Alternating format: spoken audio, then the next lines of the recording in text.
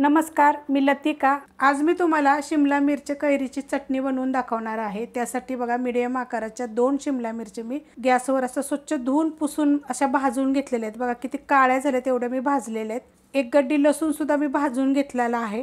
एक कांदा मीडियम आकाराचा तो सुद्धा अशा मधोमध 4-5 चिरा अशा पाडल्या होत्या, कापून घेतला होता म्हणजे मधोमध, तो पण भाजून घेतलेला आहे।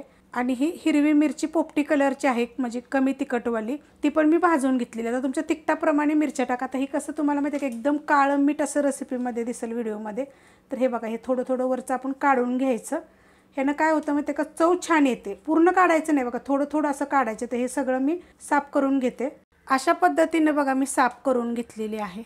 हे बघा, हे असं सगळं साफ करून घेतलेलं आहे। आता एक मिक्सरचं भांडं घ्यायचं आणि त्याच्यामध्ये आपण टाकून घेऊया। ह्यातल्या मिरच्या ह्या सगळ्या पोपटे आहेत बरं का, तर तुमच्या तिखटाप्रमाणे टाका। मिरच्या टाकून घेतलेल्या आहेत। ते शिमला मिरचीचं देठाचं बाजू पण काढून घ्यायची बघा, अशा पद्धतीनं मी काढली नव्हती, अशी काढून घ्यायची देठ। ह्याचं पण कांद्याचं पण मी काढून घेतलेलं आहे।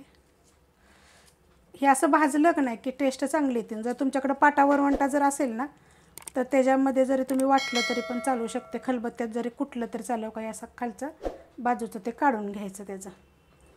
आता हे लसूण मी सगळा टाकणार आहे बरं का, जेवढा मी एक गड्डी भाजला होता छोट्या आकाराचा होता तो सगळा मी टाकून घेतलेला आहे। त्याच्यामध्ये टाकणारे 1 चमचा छोट्या आकाराचं जिरं, त्यात टाकायचे आपल्याला कढीपत्ता, त्यात टाकणारे अर्धी कैरी। बघा, ही आंबटवाली कैरी आहे, कोणती पण घेतली तर चालेल। साल काढून छोटे तुकडे करून घेतलेले आहेत। नाही तर अशा वाटी असली तर वाटीच्या आकाराने जरी तुम्ही घेतले तरी पण चालू शकते।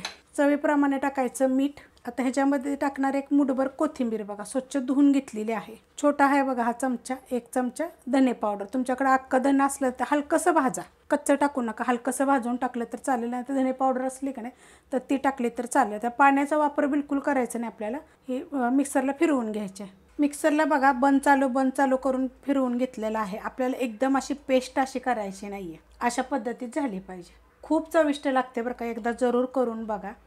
खूप रेसिपी मी तुम्हाला चटणीच्या वेगवेगळ्या पद्धतीने दाखवते। तुम्हाला ह्यात जर अजून काय वेगळं टाकायचं असेल तर जरूर मला कमेंट करून सांगा की तुम्ही हे पण टाकू शकता। एकदम टेस्टी वेगळी अशी रेसिपी तुम्हाला ही दाखवलेली आहे। रेसिपी आवडली तर लाईक करा, सबस्क्राईब करा, कमेंट करा आणि शेअर बी करा।